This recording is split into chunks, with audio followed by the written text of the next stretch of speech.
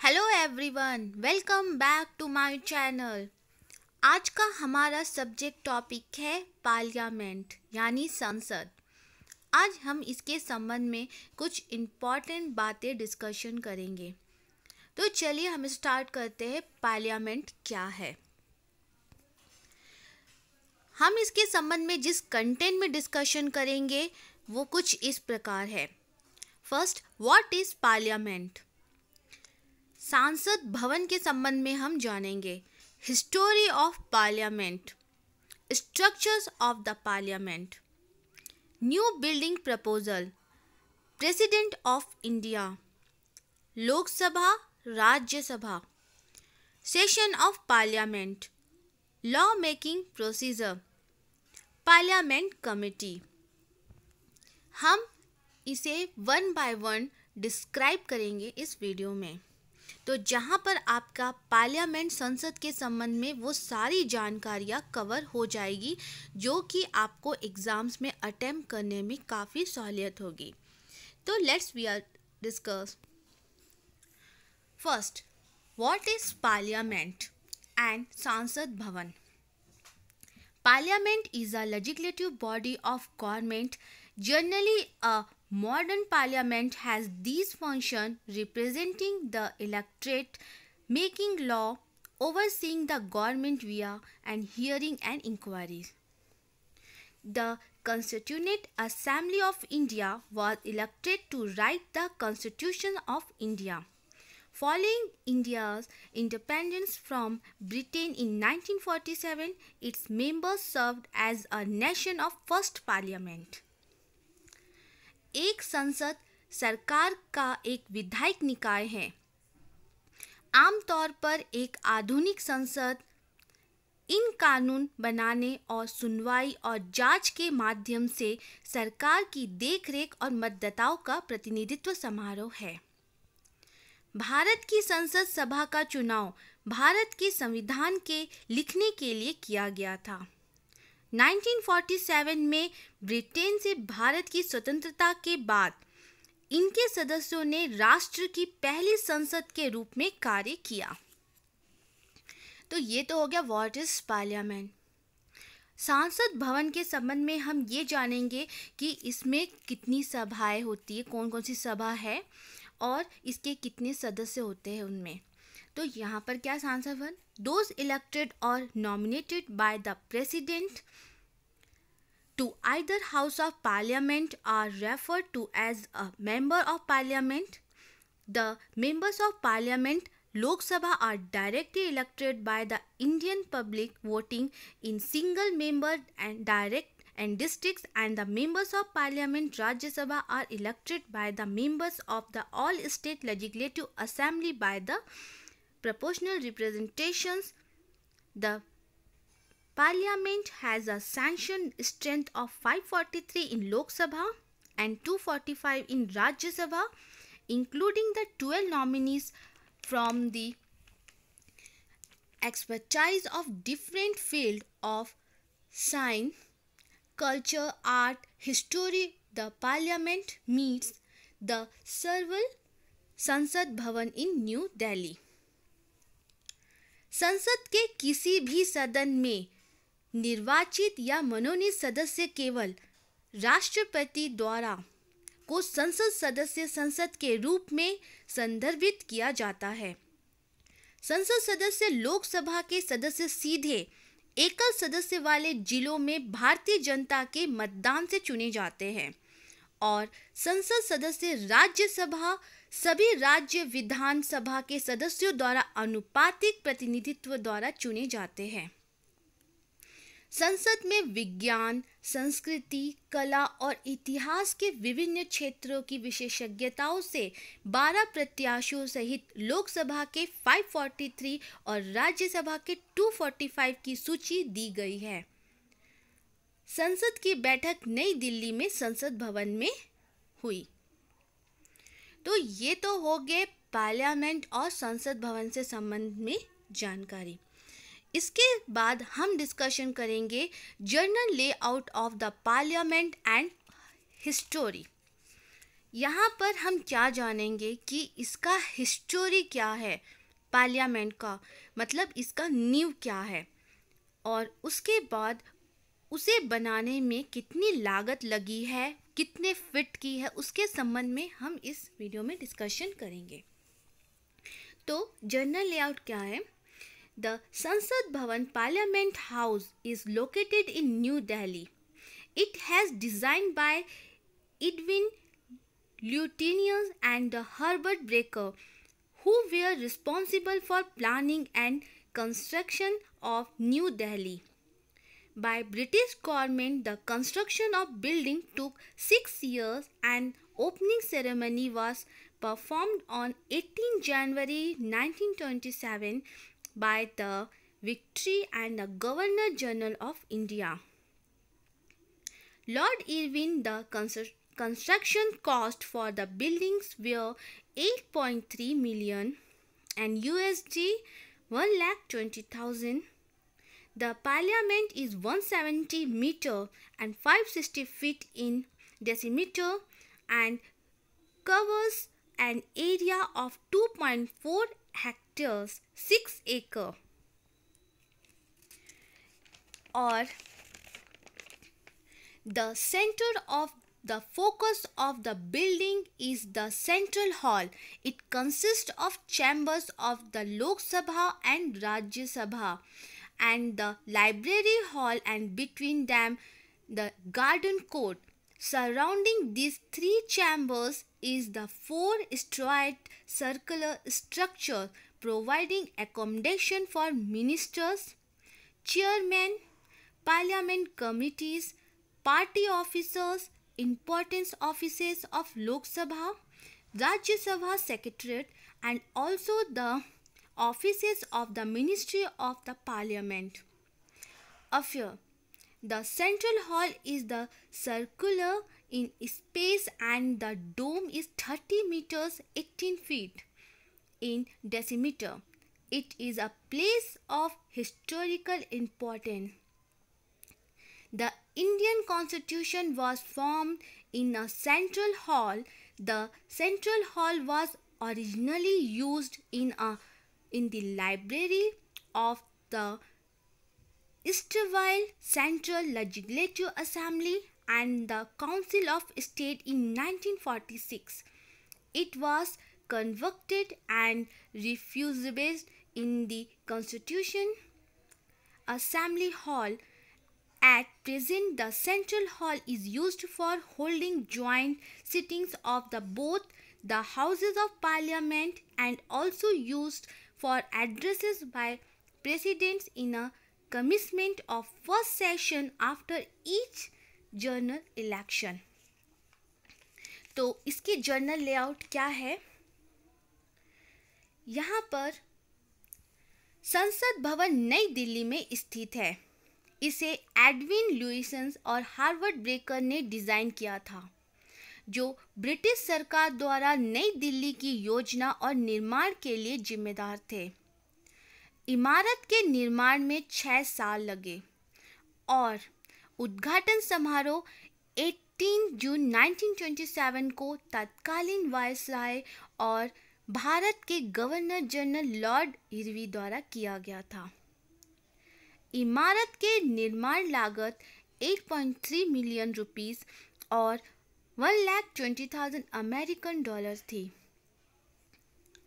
संसद व्यास में 170 metre 560 feet है और 2.4 हेक्टेयर 6 एकड़ के क्षेत्र को कवर करती है. इमारत का केंद्र और ध्यान केंद्रीय हॉल है.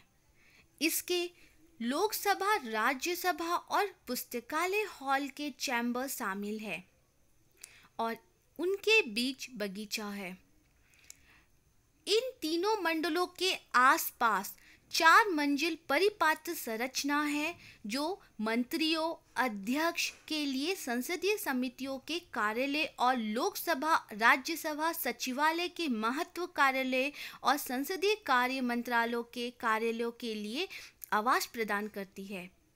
केंद्रीय हॉल आकार में गोलाकार है और गुम्बद डेमस्टर में 30 मीटर 98 फीट है। यह ऐतिहासिक महत्व का स्थान है।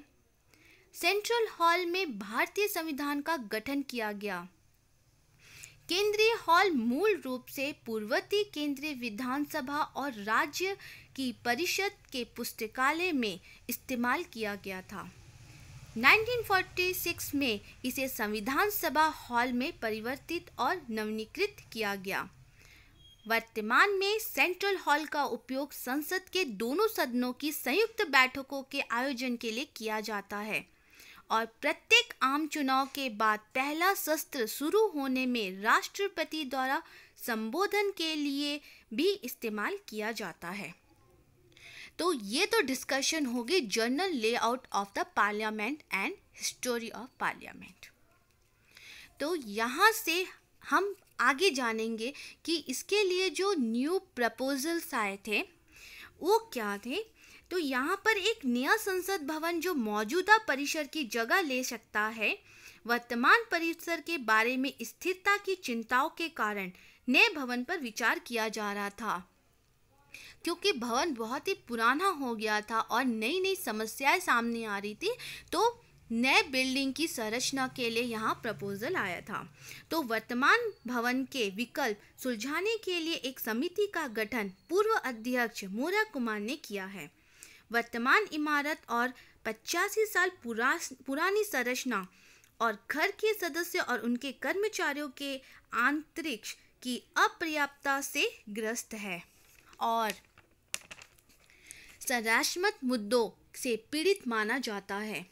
इमारत को भी अपनी विरासत टैग के कारण संरक्षण करने की आवश्यकता है, क्योंकि ये इतना पुराना इमारत है कि इसकी देखभाल करना और इसमें नवीनीकरण करना अति आवश्यक है। इसके बाद हम जानेंगे president of India. President of India क्या है और उसका कार्यकाल कितने समय तक होता है। तो यहाँ पर मैंने सभी प्रेसिडेंट ऑफ इंडिया जो भारत के थे उनकी यहाँ पर मैंने पिक्स लगाई है। तो प्रेसिडेंट ऑफ इंडिया के बारे में जानते। The president of India, the head of state, is component of parliament under article 60 and article 111. The president's responsibility is to ensure that law passed by the parliament are in accordance with the constitutional mandate and that the stipulated procedure is followed before according her approval to the bills, and the President of India is elected by the elected member of Parliament of India and the state legislature and serves of the term of 5 years. तो क्या है इसके बारे में। भारत के राष्ट्रीय अध्यक्ष संसद का एक घटक है। अनुच्छेद 60 और अनुच्छेद 111 के तहत राष्ट्रपति की जिम्मेदारी यह सुनिश्चित करना है कि संसद द्वारा पारित कानून संवैधानिक अधिदेश के अनुसार हो और विधेयकों को उनकी मंजूरी के अनुसार निर्धारित प्रक्रिया का पालन किया जाए। भारत के राष्ट्रपति का चुनाव भारत और विधानसभाओं के निर्वाचन सदनों द्वारा किया जाता है और 5 साल की अवधि के लिए कार्य करता है। तो ये तो हो गया प्रेसिडेंट ऑफ इंडिया के बारे में। इसके बाद हम जानते हैं जो इसकी सभाएं हैं, लोकसभा और राज्यसभा, ये क्या है। हम इसे सिंगल डिस्क्राइब करेंगे। लोकसभा जिसमें वोट कौन कर सकता है, कौन मेंबर कर सकता है, कितने साल का इसका कार्यावधि होता है, तो इसके संबंध में हम लोकसभा में जानेंगे। और लोकसभा को हम क्या कहते हैं, लोअर हाउस भी। तो क्या होता है Lok Sabha, house of the people, और the lower house has 543 members. 543 members are directly elected by citizens of India on the basis of universal adults franchise representing parliamentary constitutions and across this country between 1952 and 2020. Two additional members of the Anglo-Indian Committee were also nominated by the President of India on the advice of Government of India, which was absolved in January 2020 by the 104 Constitutional Amendment Act 2019. Every citizen of India who is over 18 years of age, irrespective of gender, caste, religions or pace, and otherwise not disqualified, is eligible to vote for the Lok Sabha. The Constitution provided that maximum strength of the House be 552 members. It has a term of 5 years. To be eligible for membership in the Lok Sabha, a person must be citizen of India and must be 25 years age of older and mentally sound, should not be bankrupt and should not be criminally convicted. The total elective membership is distributed among the states in such a way that the ratio between the numbers of states allotted to each state and population of the state is so far as prescribable the same for all state. मतलब लोकसभा क्या है? लोकसभा संसद के लोगों का घर और निचला सदन, इसे निचले सदन भी कहते हैं, में 543 सदस्य है। देश भर के संसदीय निर्वाचन क्षेत्रों का प्रतिनिधित्व करने वाले सार्वभौमिक वयस्क मताधिकार के आधार पर देश के नागरिकों द्वारा 543 संसद सदस्यों का सीधा चुनाव किया जाता है।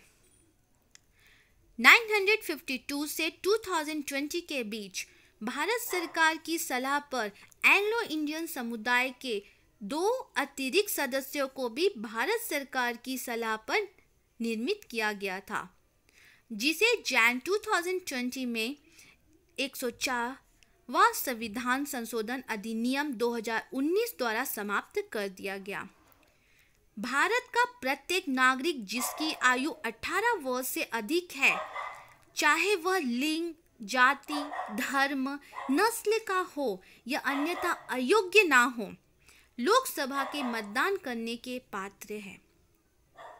संविधान में प्रावधान है कि सदन की अधिकतम जो संख्या है वो 552 सदस्य हो। इसकी अवधि 5 वर्ष होती है। लोकसभा का सदस्य जो होता है के लिए वही पात्र है, उसे भारत का नागरिक होना चाहिए और उसकी आयु 25 वर्ष या उससे अधिक होनी चाहिए। मानसिक रूप से पागल, दिवालिया नहीं होना चाहिए और उसे आपराधिक दोषी नहीं ठहराया जाना चाहिए। कुल ऐच्छिक सदस्यता राज्यों के बीच इस तरह से वितरित की जाती है कि प्रत्येक राज्य की आवंटित सीटों की संख्या और राज्यों की आबादी के बीच अनुपात अब तक व्यवहारिक है और सभी राज्यों के लिए समान है। तो यहाँ हम डिस्कशन करें लोकसभा। अब हम डिस्कशन करेंगे राज्यसभा के संबंध में। तो राज्यसभा क्या, जिसे अपर हाउस भी कहते हैं। तो राज्यसभा काउंसिल ऑफ स्टेट और the upper house is parliament body not subject, no dissolutions, 1/3 of the members retire every second year and are replaced by newly elected member. Each member is elected for a term of 6 years. Its members are indirectly elected by members of legislative bodies of the state. The Rajya Sabha can have a maximum of 250 members. It currently has 9 sanction strength of 245 members, of which 233 elected from state, union territory, 12 are nominated by the president. The numbers of members from a state depends on its population. The maximum age for a person to become a members of Rajya Sabha is 30 years. तो यहाँ पर क्या है, राज्यसभा के राज्यों की परिषद या उच्च सदन एक स्थायी निकाय है जो विघटन के अधीन नहीं है। नवनिर्वाचित सदस्यों द्वारा 1/3 सदस्य, प्रत्येक सदस्य को 6 साल की अवधि के लिए चुना जाता है। इसके सदस्य अप्रत्यक्ष रूप से राज्यों के विधायी निकायों के सदस्यों द्वारा चुने जाते हैं। राज्यसभा के अधिकतम 250 सदस्य हो सकते हैं। वर्तमान में इसमें 245 सदस्यों की स्वीकृति संख्या है, जिसमें से 233 जो राज्य और केंद्र शासित प्रदेशों से चुने जाते हैं। 12 राष्ट्रपति द्वारा मनोनीत किए जाते हैं। किसी राज्य से सदस्यों की संख्या उसकी आबादी पर निर्भर करती है। किसी व्यक्ति के राज्यसभा का सदस्य बनने की न्यूनतम आयु 30 वर्ष होती है। तो यहाँ पर हमने डिस्कशन किया राज्यसभा के संबंध में, ठीक है।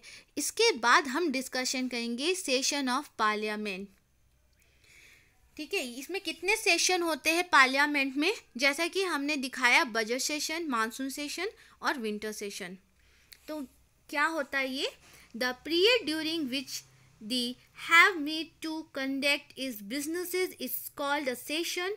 The constitution empowers the president of each houses at such interval that there should not be the more than a 6 month and a between to the two session.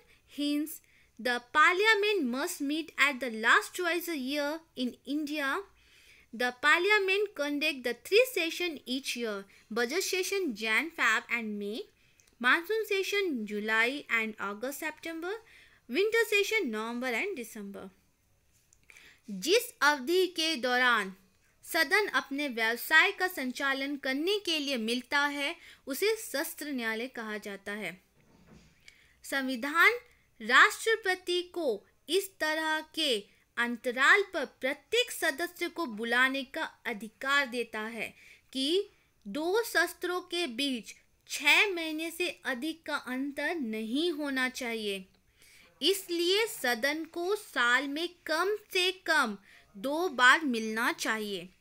Bharat में सदन हर साल 3 सत्र आयोजित करती है। वो 3 सत्र क्या है वो मैंने वीडियो में लिख दिया है। इसके बाद हम डिस्कशन करेंगे कानून बनाने की प्रक्रिया, लॉ मेकिंग प्रोसीजर। तो कानून बनाने की प्रक्रिया में क्या है, लेजिस्लेटिव प्रपोजल्स और budget before either house of the parliament in a form of a bill is the draft of a legislative proposal which when passed by both houses of parliament and assigned to by the president becomes an act of parliament. Money bills must organized in the Lok Sabha. The Council of the States can only make recommendations over the bill to the houses within a period of 14 days. तो यहाँ पर क्या होता है कानून बनाने की प्रक्रिया में, विधेयक के रूप में संसद के किसी भी सदन के समक्ष विधायक प्रस्ताव लाए जाते हैं। एक विधायक प्रस्ताव का मसौदा है जिसे जब संसद के दोनों सदनों द्वारा पारित किया जाता है और राष्ट्रपति द्वारा सहमति दी जाती है तो यह संसद का कार्य बन जाता है। धन विधेयकों का उद्घोष लोकसभा में होना चाहिए। राज्यों की परिषद 14 दिनों की अवधि के भीतर केवल संसद के विधेयकों पर सभा जो सिफारिशें कर सकती है। तो ये हो गया आपका लॉ मेकिंग प्रोसीजर, कानून बनाने की प्रक्रिया क्या है। इसके बाद हम लास्ट टॉपिक डिस्कशन करेंगे इसमें पार्लियामेंट कमेटी, ठीक है। जो हम इसमें जो समितियां हैं उसके संबंध में हम जानेंगे कौन कौन सी है। Parliament committee are form to deliberate specific matter and length the public is directly and indirectly associated and studies and conducted to help committee arrive at the conclusion. Parliamentary committee are the two kinds.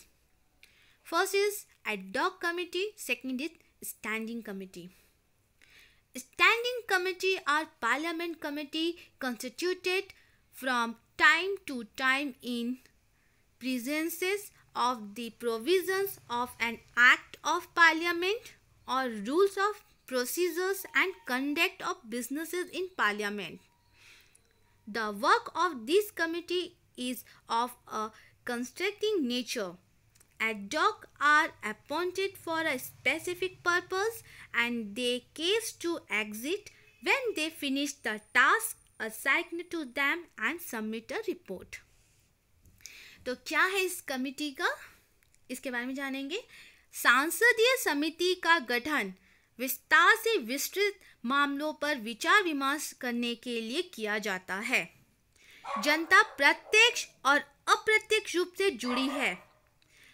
इस अध्ययन में समितियों के निष्कर्ष पर पहुंचने में मदद करने के लिए आयोजित कर रहे हैं।